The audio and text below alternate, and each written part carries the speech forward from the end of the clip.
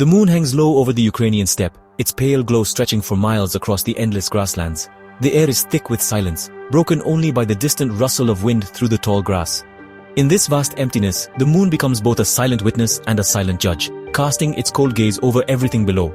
Tonight, its bone-white light falls upon something out of place, a glint of metal half hidden in the grass, catching the moon's attention as if it too senses the wrongness in the air. An axe lies abandoned, its handle darkened by use and time, its blade stained with fresh crimson. The weapon is still, but the violence it unleashed lingers, echoing in the hush of the night. Once, this axe was a tool meant for chopping wood, building homes, sustaining life. Now, it has become a symbol of death, transformed by a single act into an object of terror. The droplets of blood on the steel glisten in the moonlight, each one a silent testament to the horror that unfolded here. 52 lives, each snuffed out in the darkness. One monster, moving unseen. What kind of evil walks in the quiet places, where the world seems untouched by time? In the rural heartlands of a new Ukraine, as the old order crumbled, an answer was taking shape, one that would haunt the nation for years to come. It moved silently, a phantom drifting from village to village, slipping through the shadows, leaving only sorrow and fear in its wake. No one saw it coming. No one could predict where it would strike next. The urge was simple: extinguish the light, erase the warmth of life, and leave only darkness behind. Each act was a message, a chilling declaration that safety was an illusion. The story begins not with a bang, but with a whisper of dread in 1989 as the Soviet Union crumbled and uncertainty swept across the land. In the chaos, something ancient and terrible awoke. Its name was Anatoly Onoprienko, a man whose presence would soon become a shadow over Ukraine, a figure both real and monstrous. His name would be etched into Ukraine's soul, whispered in fear, written in headlines, and remembered in nightmares. He became synonymous with terror, a living legend of cruelty. A slow, methodical reign of terror began. Police baffled, unable to predict his next move. Villagers locked their doors and whispered prayers, hoping the darkness would pass them by. For a time, he was more myth than man, a ghost story told to frighten children, but all too real for those who lived through the nightmare. The blood was real, the silence that followed, absolute. In every abandoned house, in every empty room, his presence lingered. And the axe, lying under the cold moonlight, was just the beginning, a harbinger of the horrors yet to come. In the darkness, a grim promise lingered. The nightmare was only just beginning. Picture a map of Ukraine, not of borders, but of fear. Pins mark not cities, but sites of horror, villages like Bratkovichi and Olevsk. Places where doors once stayed unlocked, now islands of terror. The pins trace a predator's path. The spree began in earnest in winter 1995, but its roots ran deeper. The method always the same: isolated homes, midnight strikes, merciless attacks. No one spared. The goal: annihilation. For villagers, life became a waking nightmare.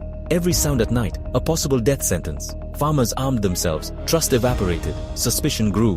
Communities unraveled, shredded by an unseen hand. Was the killer a neighbor, a stranger, a demon?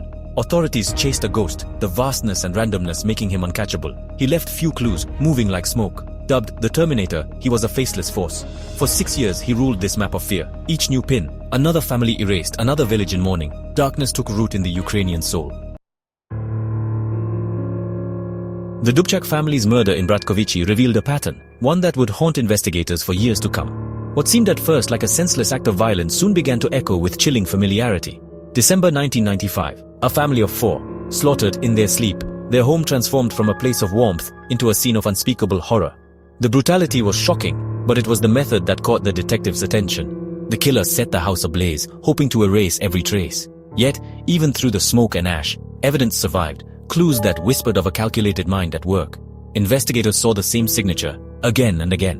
The violence, the fire, the careful removal of evidence. It was as if the killer was leaving a calling card, daring the police to catch him. The Bratkovich rule: an isolated family, overwhelming force, any weapon at hand, then fire to cover the tracks. Each crime scene followed this grim formula, as if written in blood, a ritual, repeated with chilling devotion. The killer's actions were methodical, almost ceremonial, as if he found purpose in the repetition. Detective Bohdan Teslia, poring over old files late into the night, began to connect the dots. He saw the invisible thread tying these tragedies together. The same pattern stretched back years. Families wiped out, homes burned, evidence left just intact enough to taunt the authorities. The timeline grew longer with every new discovery. The realization dawned: one man, a prolific predator, had operated for nearly a decade, moving from village to village, always one step ahead. The map of fear grew, pins multiplying across the countryside. Each pin marked a family destroyed, a community left in terror, Each pin, a world extinguished, a story cut short. The weight of loss was almost too much to bear.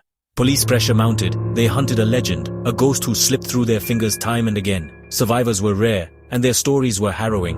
One woman lived only because his gun misfired. She played dead, heart pounding, listening to his calm, methodical movements as he finished his work and vanished into the night.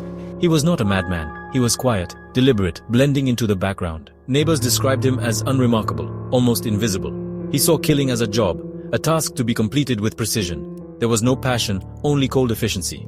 A job he assigned himself, night after night, driven by a purpose only he understood. He walked the empty roads, always searching for his next target. The horror was not just in the acts, but in the cold logic behind them. Each murder was a calculated move in a game only he played. He was a man doing what he believed was necessary, following a twisted code that made sense only to him. And he was still out there, a shadow moving through the night, leaving fear and devastation in his wake. Fear has a sound. In 1996 Ukraine, it was silence. Deserted streets after dusk, darkened homes, whispered prayers. Onoprienko's name was unknown, but his presence was everywhere. Families slept in shifts, fathers kept vigil with rifles. The psychological toll was immense. Ukraine, newly independent, was haunted by a curse from its past. The fear was primal. Home was no longer safe. Detectives found homes frozen in time, meals uneaten, toys abandoned. The cold at crime scenes was spiritual, as if God had turned away. This was more than a manhunt, it was a battle for the nation's psyche. Media frenzy amplified the terror, sketches, rumors, wild theories. Was he a soldier, a cultist, a demon? The truth was more terrifying. He was just a man who chose to become a monster. He could be anyone, anywhere. The real horror evil wears an ordinary face. The darkness was not supernatural, it was human, and it was still on the loose. By the spring of 1996, the net was finally closing in. After months of fear and uncertainty, the authorities were determined to end the reign of terror that had gripped the region. Thousands of officers mobilized across Ukraine, setting up roadblocks and checkpoints. The pressure was mounting, and the sense of urgency was palpable. Every lead was chased, every tip investigated. The break came unexpectedly. A tip from Yuri Mozola, a distant relative, who nervously told police about Anatoly Onoprienko. It was a moment of hope in a sea of dead ends. Police discovered strange possessions, guns, trinkets, and items that eerily matched those reported missing from crime scenes. Each object was a silent witness to the horrors committed. Surveillance began. Officers watched Onoprienko's every move, piecing together a case that would finally bring him down. The tension was electric. No one knew how he would react. On April 16, 1996, the arrest was almost anticlimactic. After all the violence, the end came quietly. There was no shootout, no desperate chase, just a man opening the door to face his fate. The monster, it turned out, looked ordinary. He offered no resistance, as if surrender was inevitable. It was as if he had been waiting for this moment all along, resigned to his capture. In his belongings, police found over 120 items linked to victims, earrings, family photos, weapons, and more. Each piece told a story of loss and pain. The sawed-off shotgun, his tool of terror, was finally in police hands, a symbol of the nightmare that had haunted the nation. The reign of the beast of Ukraine was over. The monster was caged and the country could finally breathe again. But even as investigators closed the case, one question remained. Why did he do it? What could drive a man to such horror? The nation demanded answers, but explanations were elusive. The silence that once blanketed the countryside was now replaced by a new, uneasy quiet. A community forever changed. The terror finally had a face, but the reason behind it remained a mystery. The hunt was over, but the nightmare lingered in the memories of those left behind. Justice had caught up with Onoprienko, but true understanding lagged far behind. The wounds he left would take years to heal. The darkness was contained, but its origins and its meaning remained unexplained. Who was Anatoly Onoprienko? Outwardly nothing remarkable. Thin, hollow-cheeked, intense eyes, calm, measured, emotionless. He claimed to act on orders from higher powers, internal voices, cosmic forces. Was he insane? Psychiatrists said no. He knew what he did and simply didn't care. His childhood mother dead, father absent, raised in an orphanage. He blamed abandonment for his rage, envied happy families. Their existence was an affront. He sought to erase it. He saw himself as a predator, humanity as prey. Victims were objects, not people. He called his murders hunting. In his mind, he was a wolf among sheep. This twisted logic justified his cruelty. He was not just a killer, but the architect of his own dark myth. He cast himself as the hero of a nightmare, and he believed every word. Once captured, Onoprienko confessed, eagerly, in detail. He mapped graves, relished the attention, and played the star. He described his system: observe, wait, strike by intuition. He claimed to be a robot, a slave to circumstance. He painted himself as the victim, not the 52 he killed.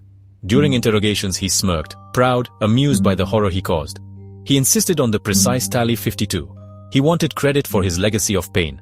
In prison, he oscillated between divine instrument and petulant child. His ego was a black hole, consuming lives for significance. He wrote letters, gave interviews, basked in infamy.